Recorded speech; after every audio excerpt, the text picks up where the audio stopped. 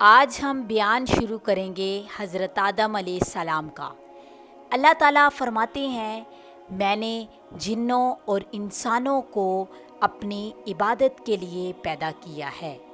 اللہ تعالیٰ نے ہمارے باپ کو کیوں پیدا فرمایا ہے، ہمیں کیوں پیدا فرمایا ہے؟ تاکہ ہم اس کی عبادت کریں، اگرچہ وہ عبادت کا محتاج نہیں۔ وہ تو بے نیاز ہے، البتہ ہم اس کے محتاج ہیں۔ اس کے اسماء بہترین اور حسین ہیں۔ وہ عالی صفات کا مالک ہے۔ اس نے اپنے ناموں کے اثار ظاہر کرنے کے لیے مخلوق کو پیدا فرمایا۔ رحمت کے اثار، قدرت کے اثار، جبر اور طاقت کے اثار اور حکمت کے اثار ظاہر کرنے کے لیے مخلوقات کو پیدا فرمایا، ورنہ وہ کسی چیز کا محتاج نہیں۔ حضرت آدم علیہ السلام کی تخلیق سے پہلے اس بارے میں اللہ تعالیٰ کا فرشتوں سے مکالمہ ہوا۔ اللہ تعالیٰ نے فرمایا، اور جب تیرے رب نے فرشتوں سے کہا، میں زمین میں ایک خلیفہ بنانے والا ہوں۔ خلیفہ سے مراد ہے نائب، اور یہ کہ اس کی نسل میں ہر ایک دوسرے کا نائب ہوگا۔ اللہ نے ایک خلیفہ بنانے کا ارادہ فرمایا جو زمین میں حکومت کرے گا اور اس کو آباد کرے گا۔ اللہ تعالیٰ نے تمہیں زمین سے پیدا کیا اور اسی نے اس زمین میں تمہیں بسایا ہے۔ اللہ تعالیٰ کا ارادہ ہوا کہ زمین کو آباد کروائے، جبکہ جن اس قابل نہیں تھے، کیونکہ ان میں اتنی عقل و دانش مندی نہیں تھی کہ زمین کو پر رونق اور سرسبز شاداب رکھ سکیں۔ علماء جنات کے بارے میں کہتے ہیں، ان کا سب سے بڑا عقل مند جن انسانوں کی 10 سال بچے کی عقل رکھتا ہے۔ اس لیے زمین کو آباد رکھنے کی صلاحیت اللہ تعالیٰ نے انسانوں کو بخشی۔ اللہ نے انسانوں کو بہترین ڈھانچے اور حسین ترین شکل و صورت سے نوازا، یا پھر اپنی روح اس میں پھونکی۔ فرشتوں نے اس سے سوال کیا، ایسی مخلوق کو کیوں پیدا کر رہے ہو جو زمین میں فساد کرے گی اور خون بہائے گی، اور ہم تیری تسبیح اور پاکیزگی بیان کرتے ہیں۔ اس کے جواب میں اللہ نے فرمایا، جو میں جانتا ہوں تم نہیں جانتے۔ دراصل فرشتوں نے کسی طرح معلوم کر لیا تھا آدم کی اولاد زمین میں فساد کرے گی، خون ریزی کرے گی، لیکن انہوں نے یہ بات اعتراض کے طور پر نہیں کی تھی، کیونکہ ایسا اعتراض گناہ ہے، اور فرشتے پلک جھپکنے کے برابر نافرمانی نہیں کرتے، بلکہ وہ تو نہایت معزز اور عبادت گزار ہے۔ کسی بات میں اللہ پر پیش دستی اور سبقت نہیں کرتے، اور اس کے حکم پر عمل کرتے ہیں۔ اللہ کے حکم کی نافرمانی نہیں کرتے، بلکہ جو حکم دیا جائے بجا لاتے ہیں۔ اس لیے فرشتوں کا یہ پوچھنا وضاحت طلبی کے لیے تھا۔ وہ تو انسان کے پیدا کرنے کی وجہ پوچھ رہے تھے۔ وہ زمین میں جنات کے اعمال اور کرتوت کا مشاہدہ کر چکے تھے، یعنی اللہ تعالیٰ نے انہیں پیدا کر کے اختیار دیا تو وہ فتنوں اور فساد اور فسق و فجور میں مبتلا ہوگی، اور اب ایک اور مخلوق زمین میں بسائی جا رہی تھی۔ فرشتوں کو اس بات کا امکان تھا یہ مخلوق بھی اس کے نقش قدم پر چلے گی، اس لیے فرشتوں نے تعجب اور حیرت کی بنا پر یہ سوال کیا تھا، اور پوچھنے کا مقصد یہ تھا کہ کیا یہ بھی جنوں کی طرح ہوں گے۔ اس طرح انہیں یہ خدشہ لاحق ہوا، شاید ان سے اللہ کی عبادت میں کوتاہی یا کمی واقع ہوئی ہے، جس کی وجہ سے اللہ کو نئی مخلوق پیدا کرنا پڑی۔ اس لیے ان کی بات میں یہ بھی تھا کہ ہم تیری حمد اور ثنا بیان کرتے ہیں۔ بہرحال ان کے سوال کے 2 مقصد تھے، کیا یہ جنوں کی طرح فساد کرنے والی قوم ہے، کیا ہم سے تیری عبادت میں کوتاہی ہوئی ہے؟ اس پر اللہ تعالیٰ نے فرمایا جو میں جانتا ہوں وہ تم نہیں جانتی۔ اس موقع پر فرشتوں کے ذہن میں ایک اور بات بھی آئی۔ وہ آپس میں کہنے لگے اللہ تعالیٰ جو بھی مخلوق پیدا کرے گا وہ ہم سے زیادہ معزز اور عالم نہیں ہو سکتی۔ یعنی جب فرشتوں نے باقی مخلوقات کا جائزہ لیا، مثلاً آسمان، زمین، پہاڑ، جن، چوپایا وغیرہ کا، تو انہوں نے سوچا کہ یہ ہم سے زیادہ مرتبے والی نہیں ہیں، لہٰذا یہ مخلوق بھی پیدا ہو رہی ہے تو یہ ہم سے زیادہ مرتبہ نہیں رکھتی۔ یہ ہمارا خاص مقام ہے کہ اللہ کی تسبیح میں مصروف ہیں، کفر سے محفوظ ہیں، حکم بجا لاتے ہیں، اللہ کے تمام احکامات پورے کرتے ہیں، آسمان اور زمین میں اس کا حکم نافذ کرتے ہیں، اور اللہ کے نزدیک ہم سب سے زیادہ شرف والے ہیں۔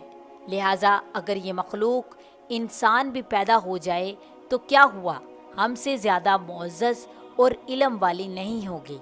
بہرحال جب اللہ تعالیٰ نے آدم علیہ السلام کو پیدا کیا تو زمین کی مٹی لانے کا حکم دیا، چنانچہ اللہ تعالیٰ کے پاس مٹی لائی گئی۔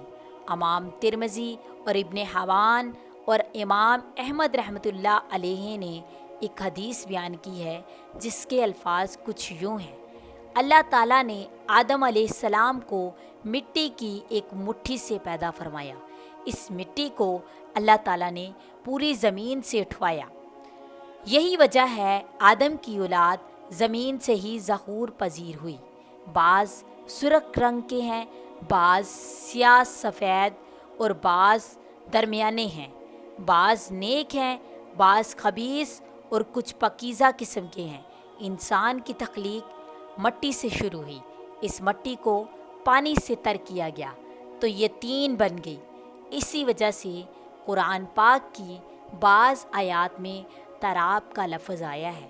تراب خشک مٹی کو کہتے ہیں، اور بعض طین کا لفظ آیا ہے۔ طین تر اور بھیگی مٹی کو کہتے ہیں۔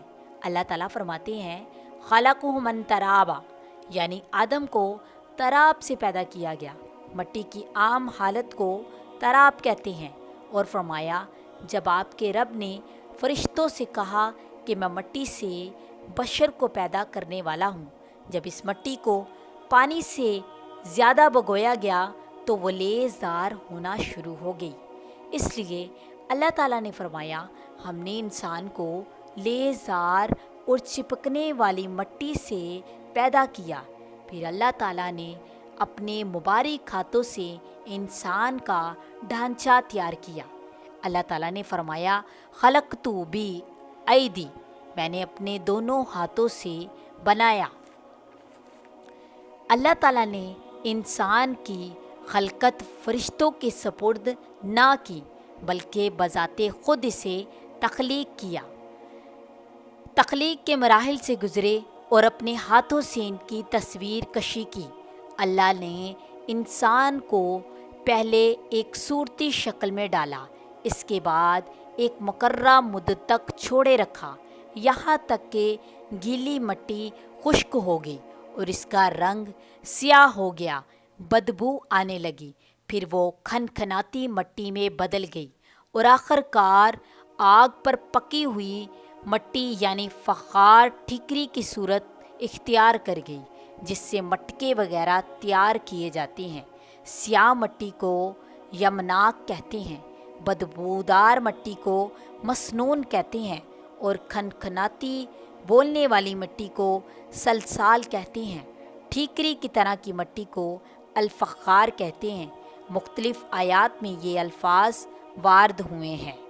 ہم نے تمہیں پیدا کیا اور پھر ہم ہی نے تمہاری صورت بنائی، اور یقیناً ہم نے انسان کو کھنکھناتی مٹی، خشک مٹی سے پیدا کیا جو کہ بدبودار اور سیاہ کار ہے۔ اللہ نے انسان کو کھنکھناتی مٹی سے پیدا کیا جو کہ ٹھیکری کی طرح تھی۔ ان تمام آیت کریمہ میں کوئی نقص اور تعارض اور اختلاف نہیں ہے، اس لیے ان مختلف آیات میں انسان کو تخلیق کے مختلف مراحل کی یاد دہانی کرائی گئی ہے۔ اور بے شک ہم نے تمہیں پیدا کیا، پھر تمہارے نقشے بنائے، پھر ہم نے ملائکہ سے فرمایا کہ آدم کو سجدہ کرو، تو وہ سب سجدے میں گرے مگر ابلیس یہ سجدہ والوں میں نہ ہوا۔ فرمایا کس چیز نے تجھے روکا کہ تو نے سجدہ نہ کیا؟ جب میں نے تجھے حکم دیا تھا بولا میں اس سے بہتر ہوں۔ تو نے مجھے آگ سے بنایا اور اسے مٹی سے بنایا۔ فرمایا تو یہاں سے اتر جا، تجھے نہیں پہچانتا کہ یہاں رہ کر غرور کرے، نکل جا تو ذلت والوں میں ہے۔ بولا مجھے فرصت دے اس دن تک کہ لوگ اٹھائے جائیں۔ فرمایا تجھے مہلت ہے۔ بولا قسم اس کی کہ تو نے مجھے گمراہ کیا تو میں ضرور تیرے سیدھے راستہ پر ان کی طاق میں بیٹھوں گا، پھر میں ضرور ان کے پاس آؤں گا، ان کے آگے اور ان کے پیچھے اور ان کے داہنے اور ان کے بائیں سے، اور تو ان میں سے اکثر شکر گزار نہ پائیں گے۔ فرمایا تو یہاں سے نکل جا، رد کیا گیا، راندہ ہوا، ضرور جو ان میں سے تیرے کہے پر چلا میں تم سب سے جہنم بھر دوں گا۔ اور اے آدم تو اور تیرا جوڑا جنت میں رہو، تو اس سے جہاں چاہو رہو اور کھاؤ اور پیو، اور اس پیڑ کے پاس نہ جانا کہ حد سے بڑھنے والوں میں ہوں گے۔ پھر شیطان نے ان کے جی میں خطرہ ڈالا، ان پر کھول دی اللہ تعالیٰ نے شرم کی چیزیں جو ان سے چھپی تھی، اور بولا تمہیں تمہارے رب نے اس پیڑ درخت سے اس لیے منع فرمایا ہے کہ کہیں تم دو فرشتے ہو جاؤ یا ہمیشہ جینے والے، اور ان سے قسم کھائی کہ تم دونوں کا خیر خواہ ہوں، تو اتار لایا انہیں فریب سے۔ پھر جب انہوں نے وہ پیڑ چکا ان پر ان کی شرم کی چیزیں کھل گئیں اور اپنے بدن پر جنت کے پتے چپٹانے لگے، اور انہیں ان کے رب نے فرمایا کہ میں نے تمہیں اس پیڑ سے منع کیا تھا اور نہ فرمایا تھا کہ شیطان تمہارا کھلا دشمن ہے۔ دونوں نے عرض کی اے ہمارے رب، ہم نے اپنا آپ برا کیا، تو اگر تو ہمیں نہ بخشے اور ہم پر رحم نہ کرے تو ہم ضرور نقصان والوں میں ہو جائیں گے۔ فرمایا اترو، تم میں ایک دوسرے کا دشمن ہے، تمہیں زمین میں ایک وقت تک ٹھہرنا اور برتنا ہے۔ فرمایا اس میں جیو گے اور اسی میں مرو گے اور اسی میں اٹھائے جاؤ گے۔ اور بے شک ہم نے آدمی کو بجتی ہوئی مٹی سے بنایا جو اصل میں ایک سیاہ بدبودار تھی، اور جن کو اس سے پہلے بنایا بے دھوئیں کی آگ سے۔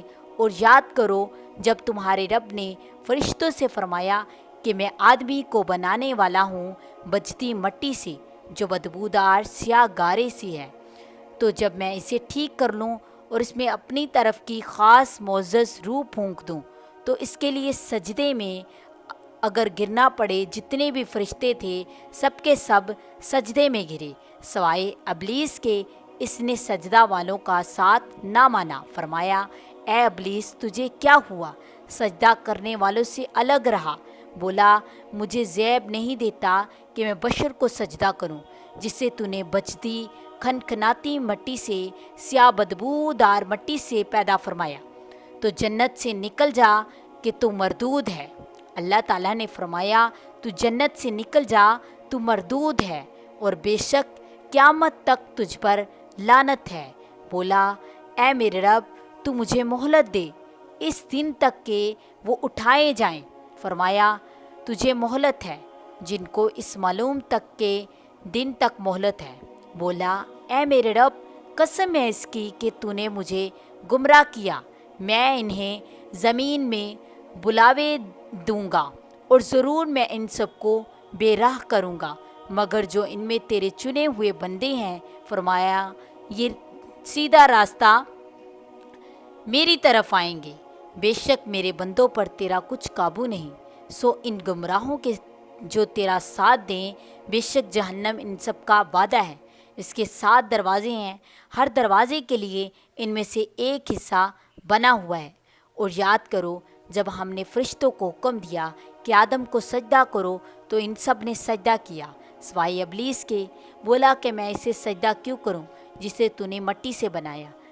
بولا دیکھ تو یہ جو تو نے مجھے معزز رکھا ہے، اگر تو نے مجھے قیامت تک مہلت دی تو ضرور میں اس کی اولاد کو پیس ڈالوں گا، مگر تھوڑا فرمایا دور رہو، جو تیری پیروی کرے گا تو بے شک سب کا بدلہ جہنم ہے، پھر پورا سزا ڈکے گی ان میں سے جس پر قدرت پائے اپنی آواز پر اور ان پر لام باندھنا۔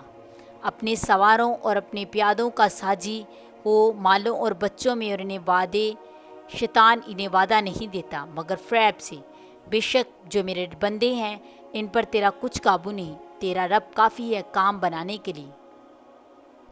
حضرت قتادہ رضی اللہ تعالیٰ عنہ فرماتی ہیں کہ فرشتوں نے یہ عرض اس لیے کی تھی کہ انہیں پتہ تھا کہ انسان ایسا کرے گا، کیونکہ اس سے قبل جنات نے زمین میں فساد اور خون ریزی کا طوفان برپا کر رکھا تھا۔ حضرت عبداللہ بن عمر رضی اللہ تعالیٰ عنہ ارشاد فرماتی ہیں کہ حضرت آدم علیہ السلام کے زمین پر تشریف لانے سے 2000 سال پہلے سے جنات زمین پر آباد تھے، پھر جب انہوں نے فساد اور خون ریزی کی تو اللہ تعالیٰ نے فرشتوں کا ایک لشکر بھیج کر ان کو سمندری جزیروں میں دھکیل دیا۔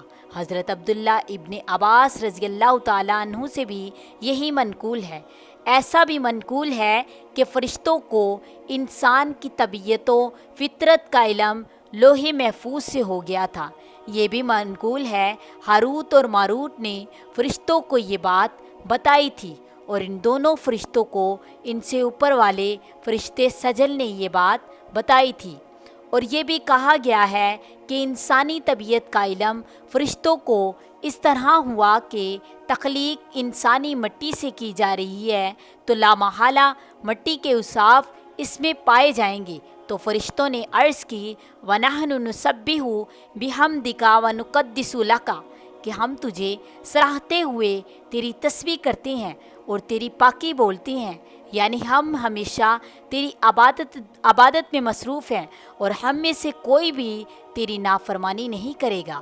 اگر تخلیق انسانی کا مقصد تیری عبادت کرنا ہی ہے تو ہم ہمہ وقت محو تسبیح تحلیل کریں گے، شب و روز میں ایک لمحہ بھی غافل نہیں کریں گے۔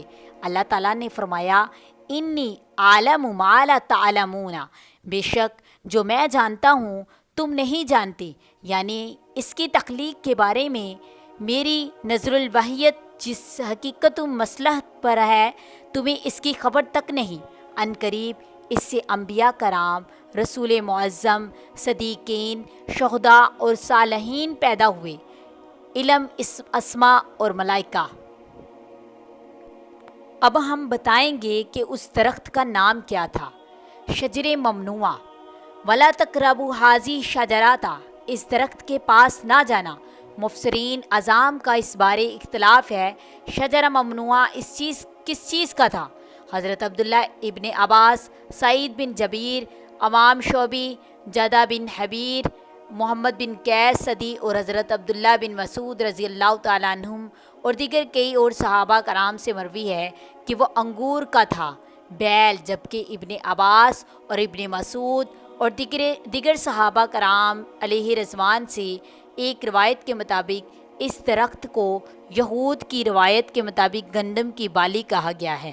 حضرت وہب رضی اللہ تعالیٰ عنہ فرماتے ہیں اس کا پھل مکھن سے زیادہ نرم اور شہد سے میٹھا تھا۔